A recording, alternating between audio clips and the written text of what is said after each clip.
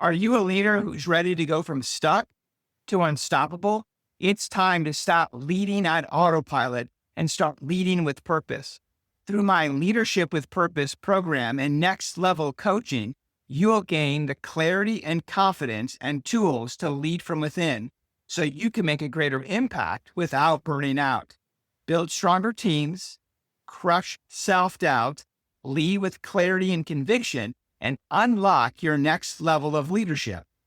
Don't settle for good leadership. Step into your greatness. Visit warrenwandling.com to learn more and start your journey today. Your next level of leadership starts now. Welcome back to another episode of How to Become an Obstacle Buster. I'm your host, Warren Wandling, the show that's dedicated to helping leaders to overcome their obstacles, build resilience, and achieve success. And I have a special guest with us to do that, Grace Najean. Welcome to the show, Grace. Oh, Warren, thank you so much. I'm so happy to be here with you and with your audience. Yeah, I'm really looking forward to our conversation today because of your background and what you bring to the conversation. It's really going to help our leaders to be able to break through some obstacles they might be experiencing. I will try my best. Yeah.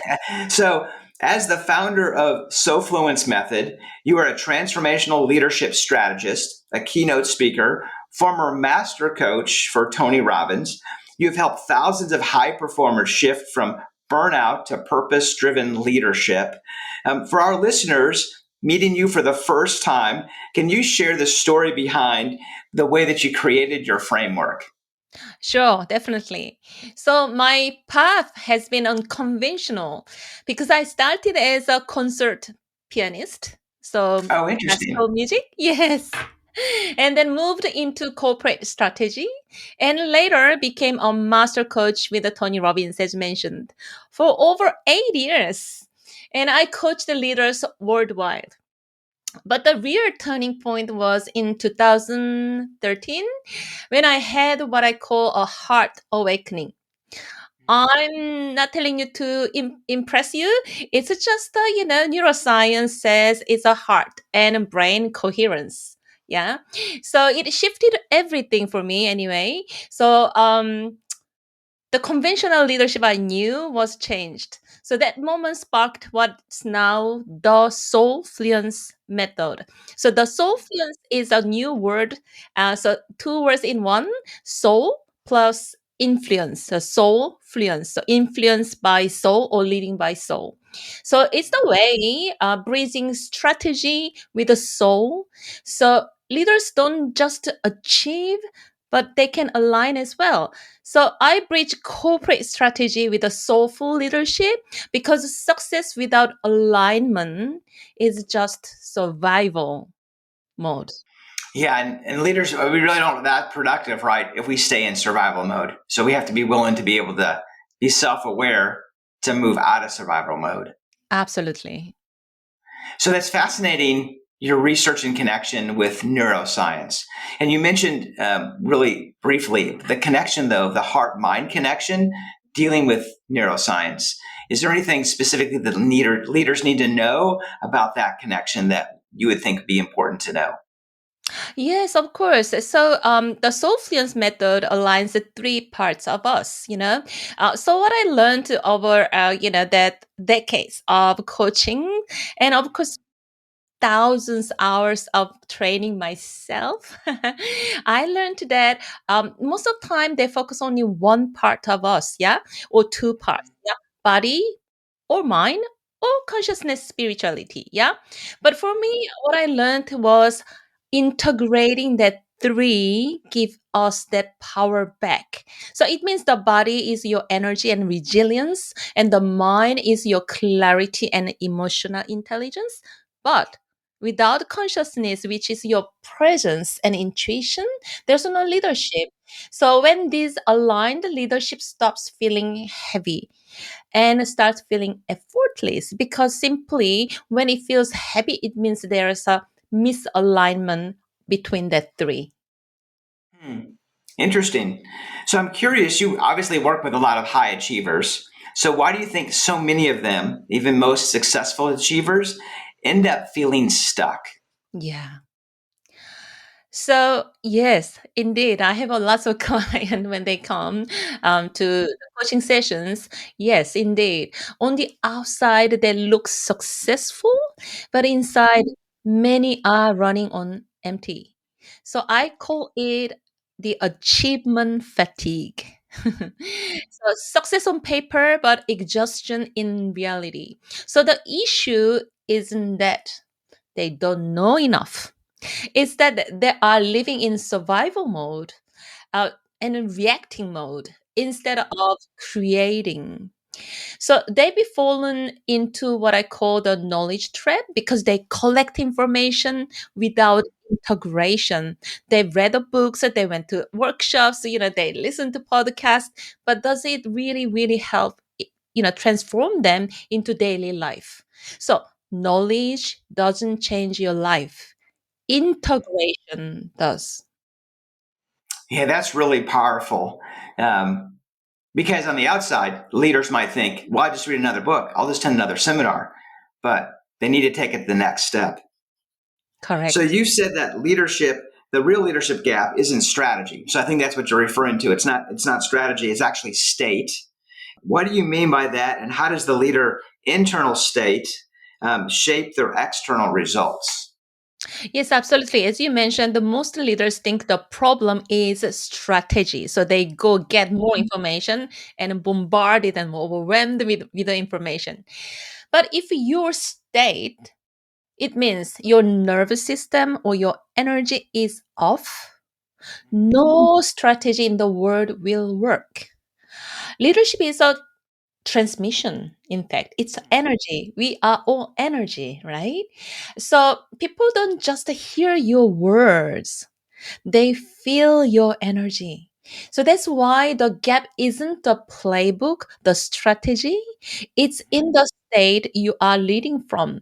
Have you ever seen someone comes in the meeting room or in the conference, right? Even hundreds people, all people look at the person and the wow, they didn't even talk. They don't need to talk. Their presence just already shine their leadership. Yeah. So true leadership doesn't come from effort. It comes from your inner alignment. That's so fascinating in reference to being, again, that's being self-aware, how you're truly showing up in the boardroom, or if it's a one-on-one meeting, but how are you presently showing up as a leader? Absolutely. So Even with the family, same thing, isn't it? yeah, Your exactly. children, Yeah, your family. spouse. It just exactly right. It doesn't, wherever you're showing up, you have to be intentionally being self-aware of your energy level. So burnout is rampant in leadership today. How do you help leaders move from burnout to brilliance? And Mm, what role does energy, not effort, play in that shift? yes. So burnout happens when leaders believe more effort equals more result. So they push through it, right?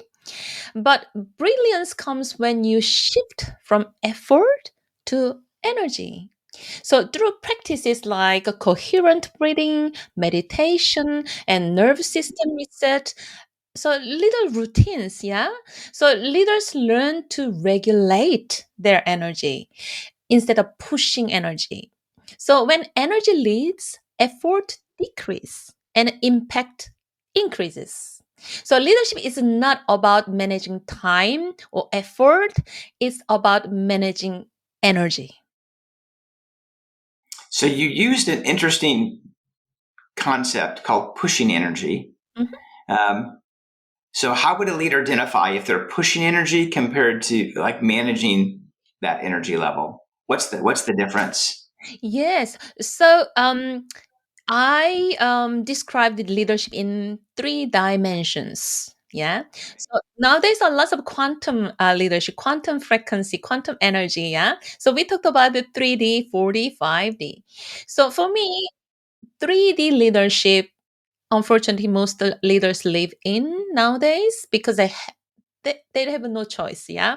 So 3D leadership is a survival mode. So you are reactive, you are stressed, you overthink. Success comes, but at the cost of your health and your energy. Yeah. So there are so many leaders having that life balance, work life balance. Yeah. So 4D leadership is the awakening mode. So they are aware. Awareness is the half of awakening. So as you become more self-aware, you practice like emotional intelligence, meditation, coaching, therapist, all these things to slow down enough to reflect instead of just react. But you are still in the mind, yeah? 5D leadership is a visionary mode. This is where alignment happens. You are calm, clear, grounded, and leading from presence and purpose. Instead of effort to create a result, your energy and vision creates them. So most of leaders today are stuck bouncing between 3D and 4D. Yeah. And they're surviving and sometimes awakening, but not yet leading from the higher frequency of alignment from 5D. The real description isn't about new strategies we mentioned before. It's moving into 5D where you stop leading from pressure and stress and start leading from presence. So most leaders don't need more strategy. They need a shift in dimension. Because 5D leadership is when your vision creates result, not your stress. Interesting. So it's helping leaders to shift to the 5D level of thinking or processing their energy. So you mentioned a couple of meditation. You also mentioned coaching, which I'm a big, strong proponent of, the gold standard of coaching. And I know that you've done a lot of work in that space. For Yes, absolutely. leaders that are listening today that have obviously heard the term because it's been around for over 25 years in coaching, but what would be the benefit of a leader to really connect with coaching? Yes, absolutely. So you know, for instance, me myself, like 20 years ago when I was in corporate, yoga seemed for me is after retirement, you know, or meditation for me was like after death. I don't have a 2 minute. Why would you sit down doing nothing? Close your eyes, do something. That was me, right? So high achievers are conditioned to believe that speed equals success, but slowing down is what creates clarity and power.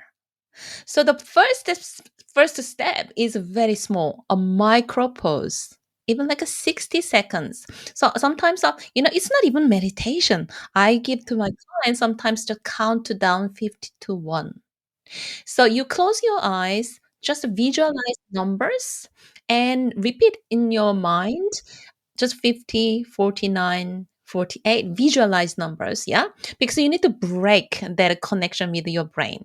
So 50, 49, 48, 47, 46. But I guarantee you, it's a very challenging to come down to 1 without pause, right? So that's a little test, how you can focus, yeah? So the stillness, um, before you can, do like a meetings or the important negotiations or team, it can reset just that 50 seconds, 60 seconds can reset your energy and amplify your influence. Fascinating. So you're starting to explore actually your program, So Fluence Method, but kind of walk the listeners through kind of the aligning the mind, body, and soul and helping them to connect with their purpose. Can you kind of expand upon your ideas, their framework? Yeah. So, do you mean how they can use your everyday life? Yeah, With that'd a be perfect. Yeah, just some high yeah, level if they're like yeah, interested in sure. exploring. So for your mind, let's start with your body. You can start with the coherent breathing. Yeah. So Mm-hmm. like a heart math, or the many other, the religious or spiritual teachers that they teach, a lots of breathing. In fact, indeed, the breathing is not only spiritual, it's a neuroscience. Yeah. So if Mm-hmm. you inhale for 5 continuously and exhale for continuously 5 for 2 minutes, but minimum is 2 minutes. That's the time Mm-hmm. you need your parasympathetic and synthetic just to reset. Yeah. If you feel really good, push 3 minutes, 5 minutes. I know a French young man. He's 25 years old in Paris. He did this Mm-hmm. breathing 5 and 5 for 15 minutes every single day for 6 months. He completely changed his life. He became completely another person. So it works really. Only thing I noticed with my clients when I go to incorporate like a group coaching Mm-hmm. sessions, workshops, I said let's breathe, and they all breathe like this, right? We even Yeah. forgot how to breathe. So when you breathe, you need to use your diaphragm. If you don't know what's diaphragm, it's your tummy, yeah? So it's like a balloon. If you breathe in, your balloon needs to go out, your tummy needs to go out. When you breathe out, it needs to go in. So you need to use really your tummy to breathe properly, yeah? So if you breathe properly, 5 in, 5 out for 2, 3 minutes, it will already reset your nervous system and it calms your mind and it brings you back into presence. Yeah. So that small shift like that, it will increase and create a massive impact if it's when it's done consistently. So interesting. You mentioned two keywords: consistently, Mhm. and then the timing. So if someone's listening, they're really interested in trying to implement this practice, would you suggest that just 1 minute to 2 minutes to practice and be consistent with that time frame? And then once they've accomplished that, maybe for a week, then do they raise the level of time in reference to the exercise? Yes, absolutely. So I recorded myself what I call those Sophians progressive meditations because I know how much my clients are busy. So I created like a 5 minute, 10 minute, 15 minutes, 20 minutes, 4 different meditations. So if you never done meditation, 5 minutes, you can start 5 minutes and increase by week to up to 20. Or after that, if you are busy, depends on your busiest day. If you have only 5 minutes, do 5 minute one. If you have 20 minutes, do 20 minutes one, right? So I created that like a flexibility and adaptive, adapted, yeah, to my clients, busy Hmm. client days, yeah. Uh, my beginners clients who never done meditation, never done any routine, most of the leaders, I think they have a kind of a morning routines, yeah. But if Mm-hmm. they don't, I always like suggest that mine, so coherent breathing. After that, you do the journaling of like a 3 priorities for the day. Mm-hmm. You don't write down how you're gonna do it, what you're gonna do it. No, you just write down what are priorities, and you see the outcome of the day, and feel how you are gonna feel if it's successful. Yeah. So you write down the priorities and close your eyes how you wanna end or how you wanna have Mm-hmm. that outcome and feel that emotion. It'll help you being instead of a reactive mode to proactive. So you control your emotion and then you control your day. And after that, just the simplest. That's a 2 3 minutes again. Yeah. So Mm-hmm. breathing 3 minutes, writing down 3 minutes, one per goal, and the last one is close your eyes and then put your hands. Just simply say, "I am grateful for." Little things or big things really doesn't matter. But if you are Mm-hmm. not grateful for your life for 2 3 minutes, what your life for? Isn't it? Mm-hmm. So just if you put that in your hands and I'm grateful for my health. I'm grateful for my family. I'm grateful for my dogs when I walk. And little thing Mm-hmm. like, oh, I'm so grateful for my dessert last night. I do that. So that kind of, 2 3 minutes of gratitude. The gratitude is the most powerful energy and frequency we can ever have. So that 3 minutes, 10 minutes of routine every morning Mhm. will definitely shift your day. Guarantee. Yeah, interesting strategy that all of our leaders that are listening today can be able to implement that immediately in reference to to start practicing this method. Yes, it's too easy to do it, right? Isn't it? Right. So you say that slowing down is actually a faster path to power. Um, what's that?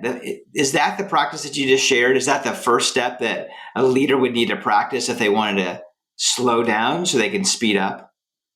Yes, absolutely. So just to really Mm-hmm. pause and listen to your so what I call, we are trained and conditioned living in a Matrix. I don't know if you watched the movie Matrix. I love that movie. It's Mm-hmm. such a visionary movie, right? Yeah.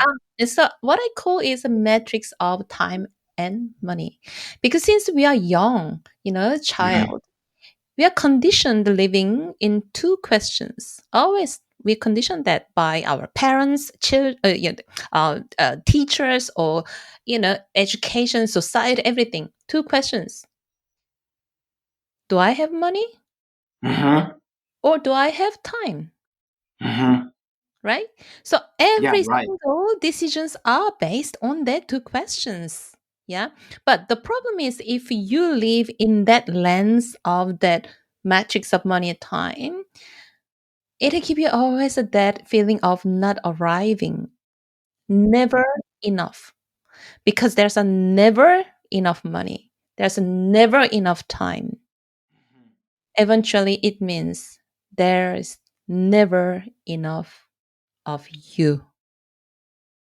That's a horrible feeling, but we are conditioned that way, right? So I think really the question we need to ask is it aligned with my soul? When I say soul, it's not spiritual or religious connotation. You can say, oh, is it aligned with my consciousness? Or is it aligned with my true self? Or is it aligned with who I am, the best version of myself? That's the question you need to ask, not about money or time. It'll really remove such a weight on your shoulders. Yeah, fascinating. And you've shared some great strategies already today in reference to kind of aligning um, and creating with her soul and creating momentum.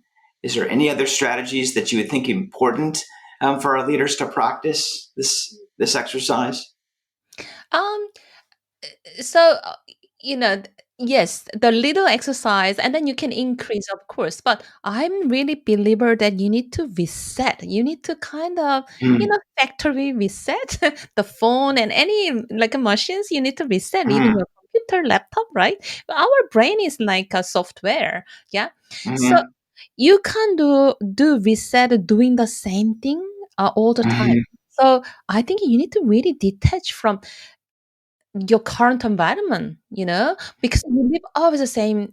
So you sleep in on the same bed, you sleep with the same person, you drive the same car, you drink the same coffee, you see the same people, it's always the same. There's a very little margin for you to make that change or transformation. It's only thinking.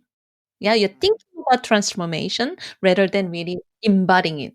So I do a retreat in Lombok. Lombok is near Bali for 7 days. I think that's the time you need to reset, right?